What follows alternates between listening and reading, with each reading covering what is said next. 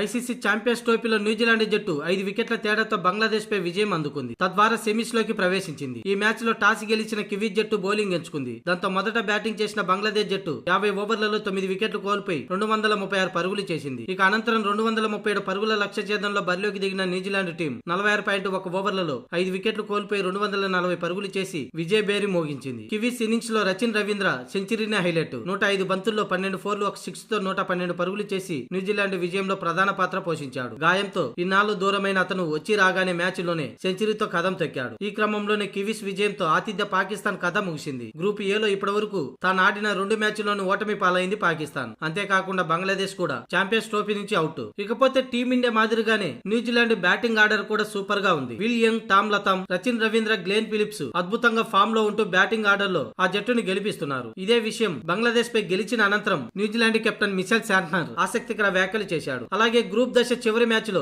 భారత్ పై New Zealand తలపడనుంది. దీంతో భారత్ పై కూడా స్పందించాడు. ఈ విజయంతో మా జట్టు సెమీ చేరడం చాలా సంతోషంగా ఉంది. బంగ్లాదేశ్ మమ్మల్ని సవాల్ చేస్తుందని మాకు ముందే తెలుసు. ఆ పరిస్థితులకు తగ్గట్టే బ్యాటింగ్ బౌలింగ్ చేశాం. ముఖ్యంగా మా జట్టులో బ్రేస్వెల్ నాణ్యమైన బౌలర్. తన బౌలింగ్ శైలిని మార్చుకొని ఈ మధ్య వరుసగా వికెట్లు తీస్తున్నాడు. ముఖ్యంగా ఈ జరిగిన 2 మ్యాచ్ల్లోనూ తాను కీలక పాత్ర పోషించాడు. మిడిల్ ఓవర్ లో వికెట్లు తీయడం కోసం అతడు మాకు కీలకంగా మారాడని మిచెల్ శాంట్నర్ అన్నాడు. ఇక ఐసీసీ టోర్నీలో ఎంట్రీలోనే సెంచరీతో అదరగొట్టాడు రచిన్ రవీంద్ర. అతని సామర్థ్యం ఏంటో మాకు ముందే తెలుసు. క్రీజులో కుదురుకున్నాడంటే వేగంగా పరుగులు చేస్తాడు. మిడిల్ ఓవర్లలో అతడు మాకు కీలకంగా మారాడు. ఇక ఓపెనర్ నుంచి 7-8 స్థానాల వరకు మాకు బ్యాటింగ్ బలం మరింతగా ఉంది. ఇక నాతో పాటు బ్రేస్వెల్ కూడా స్పిన్ విభాగంలో కీలక పాత్ర పోషిస్తున్నాం. రావుల్పిండి పిచ్చి మైదానం దుబాయ్ పిచ్చి మాదిరిగానే స్లో వికెట్. రేపు గ్రూప్ దశ చివరి మ్యాచ్ లో భారత్ తో తలపడేందుకు మాకు ఇది ఎంతగానో ఉపయోగపడనుంది. ఇక్కడ మేము ఆడిన విధానం భారత్ పై దుబాయ్ లో కూడా గెలిపే లక్ష్యంగా బరిలోకి దిగుతామని మిచెల్ శాంట్నర్ అన్నాడు. మా నుంచి భారత్ కు సవాల్ తప్పదంటూ పేర్కొన్నాడు.